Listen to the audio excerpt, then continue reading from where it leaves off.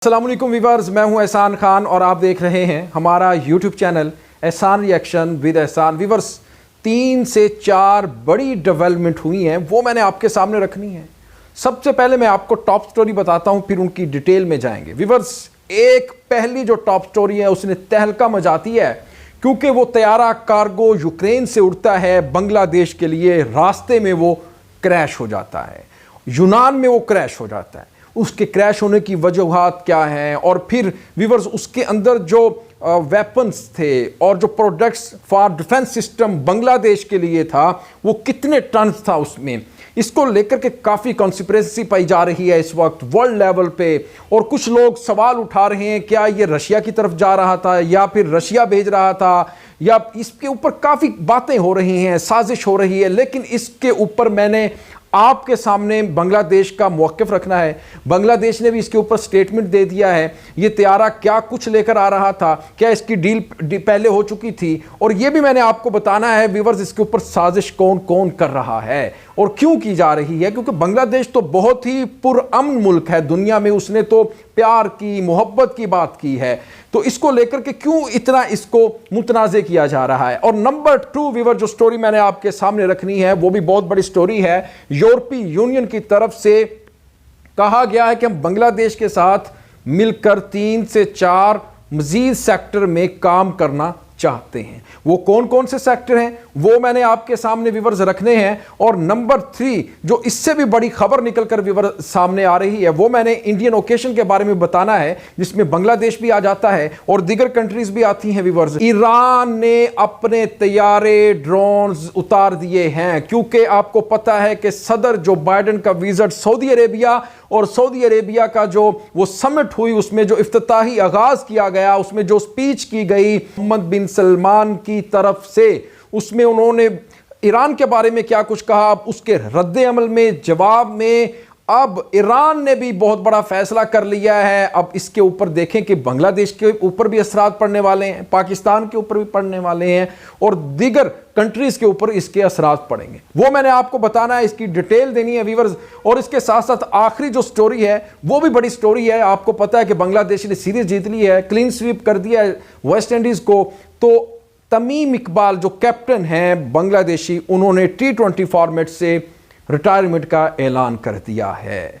मैंने आपके सामने रखना है कि उन्होंने T20 में कितनी 50s बनाई, उन्होंने सेंचुरीज कितनी बनाई, सारा करियर मैंने आपके सामने रखना है तमीम इकबाल का, और क्यों उन्होंने वनडे इंटरनेशनल में रहने का ऐलान किया है और T20 को छोड़ने का ऐलान किया है। आखिर वजह क्या बनी उनकी रेजिग्नेशन की, और ये मैंने आपको डिटेल से व्यूअर्स बताना है। सबसे पहले पहली स्टोरी की तरफ बढ़ते हैं, जिसने अब तहलका मचा रखा है। इसके ऊपर काफ़ी बातें हो रही हैं, तज्जिया किया जा रहा है और कॉन्स्पिरेसी काफ़ी पाई जा रही है, साजिशें हो रही हैं। व्यूअर्स, उसकी तरफ बढ़ने से पहले अगर अभी तक आपने हमारे यूट्यूब चैनल एहसान रिएक्शन को सब्सक्राइब नहीं किया, चैनल पर नए आए हैं, अभी अभी विजिट किया है, तो चैनल को ज़रूर सब्सक्राइब किया करें, और साथ ही साथ बेल आइकन भी प्रेस कर दें, और कमेंट सेक्शन में आप अपनी फीडबैक से हमें ज़रूर आगाह किया करें। सबसे पहली स्टोरी, बड़ी डेवलपमेंट खबर के बारे में मैं आपको पढ़ के सुनाता हूं कि किस तरह से ये तैयारा क्रैश हुआ और इसके अंदर कितने टन्स का जो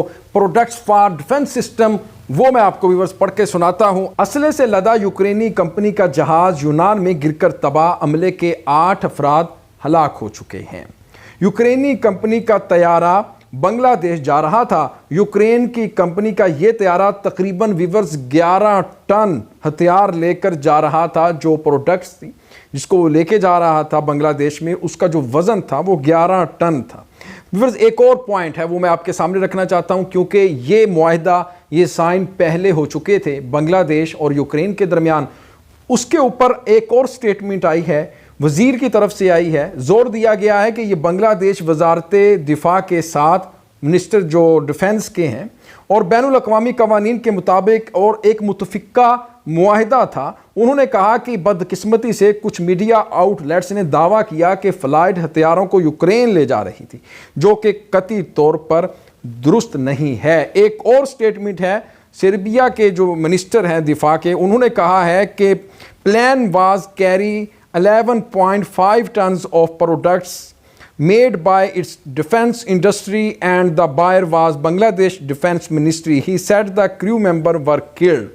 ये भी कंफर्म कर दिया गया है, लेकिन इसके ऊपर जो साजिश रचाई जा रही वो कि ये कहा जा रहा है कि ये यूक्रेन की तरफ ये तैयारा जा रहा था, कुछ ये कह रहे हैं कि ये रशिया की तरफ जा रहा था, और ये भी आवाज़ें उठाई जा रही हैं कि बांग्लादेश में ये क्या लेने जा रहा था। भाई कॉन्फ्लिक्ट तो अब पैदा हुआ है दो देशों के दरमियान, रशिया और यूक्रेन के दरमियान, लेकिन ये मुआहिदा पहले से हुआ था बांग्लादेश यूक्रेन के दरमियान कि ये डिफेंस प्रोडक्ट हैं जो आ रही थी बांग्लादेश में, और ये कानून के मुताबिक एक मुआहिदा हुआ था बांग्लादेश का, इसमें कोई बुरी बात नहीं है, लेकिन इसको मुतनाज़ बनाया जा रहा है, लोगों की तरफ से बातें घड़ी जा रही हैं। आपको व्यूअर्स पता है कि बांग्लादेश एक पुरअमन कंट्री है और इसके अमेरिका के साथ, रशिया, यूक्रेन और दीगर मुल्कों के साथ बहुत ही अच्छे ताल्लुकात हैं, चीन के साथ, मिडल ईस्ट में। तो अब जो दुनिया के अंदर आपको पता है कि मुख्तलिफ डिफरेंट लॉबीज़ भी होती हैं और कुछ नेगेटिविटी भी फैलाने में अपना अहम किरदार अदा करते हैं। अब वो बांग्लादेश को चाहते हैं किसी तरीके से मुतनाज़ किया जाए, इसमें फंसाया जाए, इस तरह की बातें घड़ती जाएं, लेकिन व्यूअर्स ऐसा कुछ नहीं है। बांग्लादेश के मिनिस्टर की तरफ से भी, जो डिफेंस के मिनिस्टर हैं, उनकी तरफ से ये मौक़िफ़ सामने आ चुका है, ये स्टेटमेंट सामने आ चुका है कि ये हमने मंगवाए थे, हमारी तरफ आ रहा था, ये पहले से एक मुआहिदा किया हुआ था, इसमें ऐसी कोई चीज़ नहीं है जिससे कुछ आप निकाल कर लोगों के आगे इसको सेल करें। लिहाजा व्यूअर्स अब दूसरी स्टोरी की तरफ बढ़ते हैं। यूरोपीय यूनियन ने ऐलान कर दिया है बांग्लादेश के साथ दीगर सेक्टर्स में काम करने के लिए वो अब तैयार है। वो सेक्टर के नाम मैं आपको व्यूअर्स पढ़कर सुनाता हूं। सिक्योरिटी है, सिक्योरिटी के अंदर मिलकर काम करना चाहते हैं यूरोपीय यूनियन के आपको पता है कि 27 लगभग कंट्रीज़ हैं जो बांग्लादेश के साथ मिलकर अब सिक्योरिटी के ऊपर काम करेंगे। नंबर 2 मैरीटाइम के अंदर भी वो मिलकर काम करना चाहते हैं बांग्लादेश के साथ यूरोपीय यूनियन, और एनर्जी के ऊपर भी। इसके साथ साथ आखिरी जो सेक्टर बचता है वो क्लाइमेट चेंज, क्लाइमेट के ऊपर अगर यूरोपीय यूनियन बांग्लादेश के साथ मिलकर काम करते हैं तो व्यूअर्स आपको पता है कितना बड़ा इनकलाब आएगा, इसका बहुत ज़्यादा फ़ायदा होगा स्पेशली बांग्लादेश को। और तीसरी बड़ी न्यूज़ की तरफ व्यूअर्स बढ़ते हैं। मैं आपको बताता हूं कि तमीम इकबाल के बारे में। जी हाँ, तमीम इकबाल ने अब T20 इंटरनेशनल से रिटायरमेंट का ऐलान कर दिया है। व्यूअर्स उनके मैं करियर के बारे में बताता हूं आपको, कितने उन्होंने T20 मैचेस खेले हैं। T20 इंटरनेशनल में नुमाइंदगी करते हुए तमीम इकबाल ने 78 मैचेस खेले हैं, 78 मैचेस उन्होंने खेले हैं बांग्लादेश की तरफ से, जिसमें उन्होंने 1758 रन्स बनाए, जिसमें उनकी जो एवरेज है वो व्यूअर्स बनती है 24 की, जबकि स्ट्राइक रेट उनका बनता है 117 का। और इनके एक सेंचुरी इन्होंने बनाई है अपने पूरे करियर में, और 7 निस्फ सेंचुरियाँ बनाई हैं, 750 बनाई हुई हैं तमीम इकबाल ने वेस्ट इंडीज़ के खिलाफ सीरीज़ के तीसरे वनडे मैच के इख्तिताम पर व्यूअर्स ये रिटायरमेंट का ऐलान किया है। उन्होंने वाइट वॉश किया है, बांग्लादेश ने सीरीज़ जीती है, क्लीन स्वीप किया है वनडे इंटरनेशनल में, अब उन्होंने T20 में ये रिज़ाइन कर दिया है। लिहाजा बहुत ही बड़े प्लेयर थे तमीम इकबाल, अब वो T20 में बांग्लादेश को अवेलेबल नहीं होंगे। अब आखिरी खबर की तरफ व्यूअर्स बढ़ते हैं। जल्दी से मैं आपको क्विकली बताता हूं कि आपको पता है कि सदर जो बाइडन का विजिट सऊदी अरेबिया और उसके बाद हलचल मिडल ईस्ट के अंदर और साउथ एशिया के अंदर, उसके रिएक्शन में सबसे पहले तो मैं बताता हूं मोहम्मद बिन सलमान के बारे में जो उन्होंने स्टेटमेंट दिया है। व्यूअर्स अमेरिकी सदर जो बाइडन का दौरा है सऊदी अरब, फिर उसमें आपको पता है कि एक जद्दा कॉन्फ्रेंस होती है अमन और तरक्की के बारे में, उसके इफ्तिताह में आगाज़ में जो खिताब किया है वो मोहम्मद बिन सलमान ने किया। उसमें उन्होंने कहा कि ईरान खित्ते के मामलात में मुदाखलत से, इंटरवेंशन से बाज रहे, ये कहा है मोहम्मद बिन सलमान ने ईरान को। और इस साथ ही साथ व्यूअर्स आपको पता है कि अमेरिका ने भी इल्ज़ाम लगाया है ईरान के ऊपर कि आप वेपन्स देते हैं, हथियार देते हैं रशिया को, और बहुत ही बड़े पैमाने पर। लेकिन अब उसके जवाब में जब कॉन्फ्रेंस हो रही थी, जब विजिट हो रहा था सऊदी अरब के अंदर, तो दूसरी तरफ ईरान ने भी बड़ा ऐलान करके सबको व्यूअर्स परेशान कर दिया। और ये बड़ा ऐलान है क्योंकि वो इंडियन ओकेशन में उसने अपने ड्रोन्स उतार दिए हैं, तैयारे उतार दिए हैं। और आपको पता है कि इंडियन ओकेशन में पाकिस्तान, इंडिया और उसके साथ साथ बांग्लादेश की भी बहुत बड़ी अहमियत है इसमें, तो ये ख़तरा सबके लिए ही हो सकता है। लिहाजा मैं आपको वो स्टोरी पढ़ के सुना देता हूँ।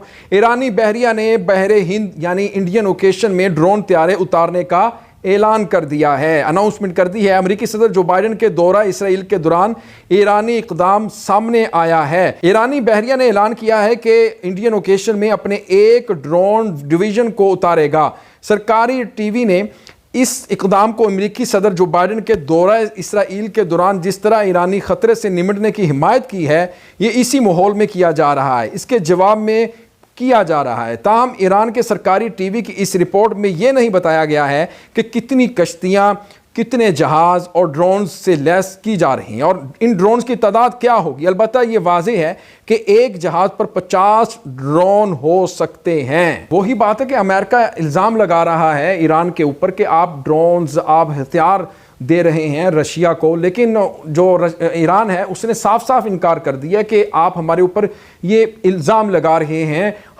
ईरान ने कुछ नहीं दिया रशिया को और उन्होंने इस बयान की स्टेटमेंट की तरदीद कर दी है। बस यही वजह है कि अमेरिका एक तरफ इल्ज़ाम लगा रहा है ईरान के ऊपर, लेकिन ईरान ने इसकी तरदीद कर दी है। उन्होंने कहा जो एलिगेशन हमारे ऊपर लगाए जा रहे हैं, हमने कोई हथियार नहीं दिया रशिया को, लेकिन अमेरिका बज़िद है, वो यही कहा जा रहा है उनकी तरफ से कि आप ट्रेन कर रहे हैं रशिया के लोग, आप उनको बड़े पैमाने पर वेपन्स दे रहे हैं, लेकिन ईरान कह रहा है कि हमारी तरफ से ऐसा कुछ नहीं किया जा रहा। लेकिन दोनों देशों के दरमियान इसमें अब सऊदी अरेबिया है, अमेरिका ने भी एंट्री मार दी है।